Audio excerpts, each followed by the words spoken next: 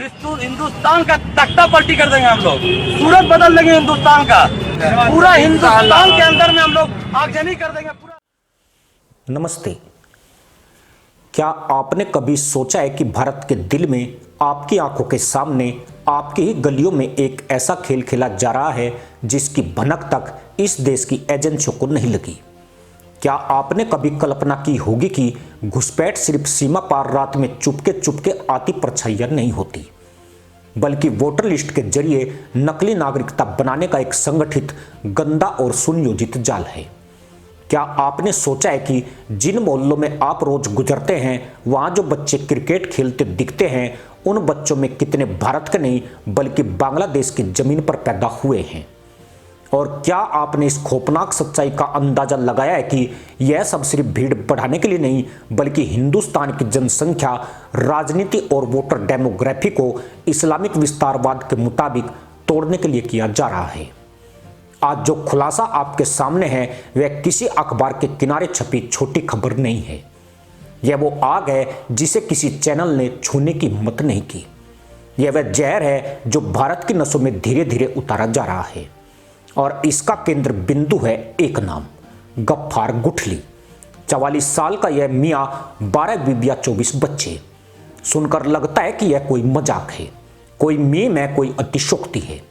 पर यकीन मानिए, गफ्फार गुठली सिर्फ एक आदमी नहीं बल्कि एक मॉडल है, एक पैटर्न है, एक ब्लू प्रिंट है, एक खतरनाक रणनीति का चेहरा है जिसके पीछे काम कर रहा है एक पूरा नेटवर्क।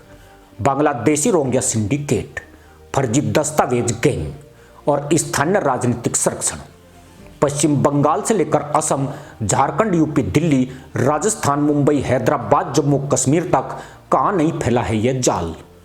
चुनाव आयोग की स्पेशल इंटेंसिव रिवीजन यानी SIR के दौरान जो सच निकल कर आया है वह इतना सनसनीखेज है कि इस पर मीडिया और राजनीतिक दलों की चुप्पी और भी ज्यादा सवाल खड़े करती है। घर घर जाकर हुए सत्यापन में सिर्फ बांग्लादेश में ऐसे नाम मिले जो 2002 की मतदाता सूची से मैच करते ही नहीं थे। और ध्यान दीजिए, ये सिर्फ 10-20 हजार नहीं, पूरी 3 करोड़ 40 लाख प्रविष्टियां ऐसी थी जो संदिग्ध पाई गई। यह संख्या मजाक नहीं है, यह कई देशों की कुल आबादी से ज्यादा है। यह किसी वोट बैंक का खेल नहीं बल्कि देश की डेमोग्राफी पलटने का खेल है। सबसे दर्दनाक बात यह है कि यह सब कुछ सुनियोजित है। गफ्फार गुठली जैसा आदमी सिर्फ बच्चे नहीं पैदा करता है, बल्कि हर बच्चे की पहचान एक एक कागज, एक एक फॉर्म, एक एक फर्जी दस्तावेज के जरिए भारत की जमीन से जोड़ दी जाती है। 24 बच्चों का मतलब 24 नए वोटर, 24 राशन कार्ड, 24 आधार और 24 पते, और फिर इनका विस्तार। ये बच्चे बड़े होकर किसी भारतीय से ही शादी करेंगे, क्योंकि यही योजना है, यही राजनीतिक गणित है, यही जनसंख्या जिहाद का असली रूप है। और जब आप यह सोचकर शांत होते हैं कि यह सब सिर्फ बंगाल या असम जैसी सीमा वाले राज्यों में होता होगा, तभी सच्चाई आपको झकझोर देती है। बरेली में पुलिस ने 51 संदिग्ध बांग्लादेशी और रोहिंग्या पकड़े हैं। झारखंड के 5 जिलों में आधार कार्डों की संख्या वहां की आबादी से ज्यादा पाई गई। हैदराबाद में पूरे मोहल्ले ऐसे हैं जहां एक भी नाम भारत का नहीं। दिल्ली के शाहीन बाग जैसे क्षेत्रों में पिछले 10 साल में मतदाता संख्या 42% तक बढ़ गई, वह भी बिना जनगणना और बिना वैध प्रवास के। और हैरानी की बात यह है कि यह वर्दी पूरे देश के औसत से 3 गुना ज्यादा है। चुनाव आयोग जब घर घर फॉर्म लेकर गया तो कई जगह फॉर्म लेने से ही इन लोगों ने इनकार कर दिया। क्यों? क्योंकि उन्हें डर था कि अगर असली ठिकाना, असली देश का नाम, असली पहचान सामने आ गई तो उनका पूरा 8-10 साल का नेटवर्क ध्वस्त हो जाएगा। कोलकाता साउथ लोकसभा क्षेत्र में नए मतदाताओं की वर्दी 65% से भी ज्यादा मिली। यह कोई मानव वर्दी नहीं, यह कोई प्राकृतिक डेमोग्राफिक बदलाव नहीं, यह योजनाबद्ध व्यवस्थित राजनीतिक समर्थन प्राप्त घुसपैठ है। अब सवाल उठता है, इस सब के पीछे कौन है? कौन है जो गफ्फारों का कुनबा बढ़ा रहा है? कौन है जो इनकी फर्जी ID बनवा रहा है? कौन है जो इनके बच्चों के नाम सरकारी सूचियों में डलवा रहा है? कौन है जो रात के अंधेरे में सीमा से पार कराकर इन्हें देश के अंदर पहुंचा रहा है? एक पूरा रैकेट, एक पूरा उद्योग, एक पूरा वोट फैक्ट्री, और इसकी कमाई वोट जनसंख्या संतुलन बदलने की ताकत। और अंत में इस देश को हिंदुस्तान से इस्लामिस्तान बनाने का नक्शा। सोचिए, अगर एक गफ्फार 24 बच्चे पैदा कर सकता है और उसका हर बच्चा आगे 5 से 8 बच्चे पैदा करे तो एक पीढ़ी में कितनी संख्या हो जाएगी। यह मजाक नहीं, यह 200-300% तक की जनसंख्या वृद्धि देने वाला मॉडल है और यही मॉडल आज कई सीमावर्ती जिलों में दिख रहा है। असम के धुबरी, कछार और करीमगंज में पिछले 20 साल में मुस्लिम आबादी 29% से ज्यादा बढ़ी, जबकि हिंदू आबादी केवल 6%। बंगाल के मालदा और मुर्शिदाबाद में वृद्धि दर 32% से भी ज्यादा। इन आंकड़ों को देखकर कोई भी समझ जाएगा कि यह सामान्य जनसंख्या का खेल नहीं, यह एक रणनीति है। पहले आओ बस जाओ, कागज बनाओ, वोटर बनो और वोट बैंक बन जाओ।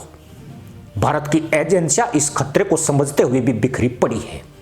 पुलिस एक जगह पकड़ती है तो दूसरी जगह 5 गुना लोग अंदर घुस जाते हैं। राजनीति में समर्थन मिलता है तो हर चीज का रास्ता निकल आता है। फर्जी जन्म प्रमाण पत्र, फर्जी राशन कार्ड, फर्जी आधार, नकली पते, किराए के मकानों पर फर्जी दस्तावेज। यह एक पूरा उद्योग है जिसकी जड़ें आप जितनी खोदेंगे उतनी गहरी मिलेगी। और सबसे बड़ा झटका यह है कि चुनाव आयोग स्वयं मान चुका है कि देश भर में लाखों संदिग्ध मतदाता पहले ही सूची में घुस चुके हैं।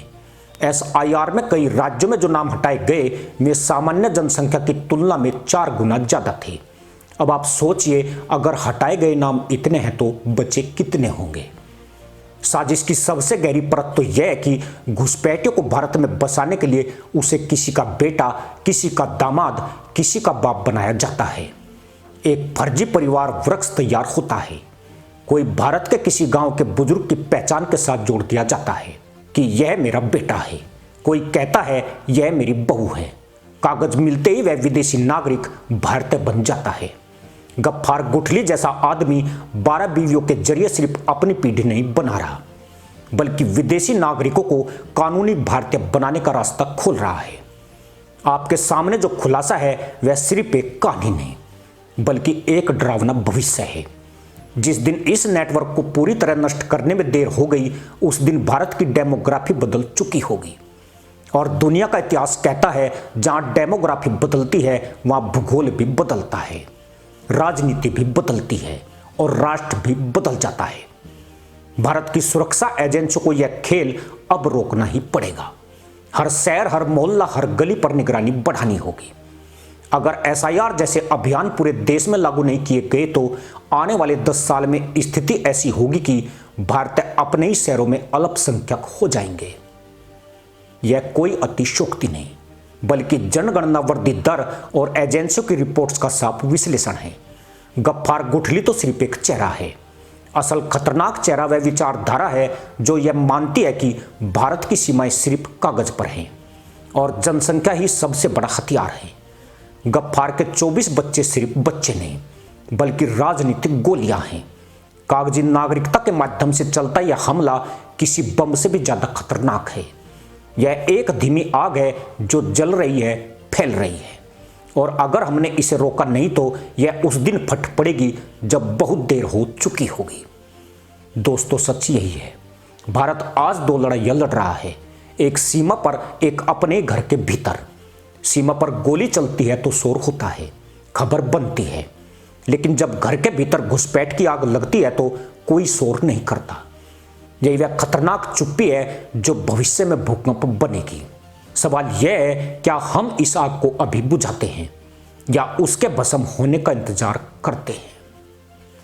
इसी के साथ अनुमति दोस्तों, जय हिंद, वंदे मातरम।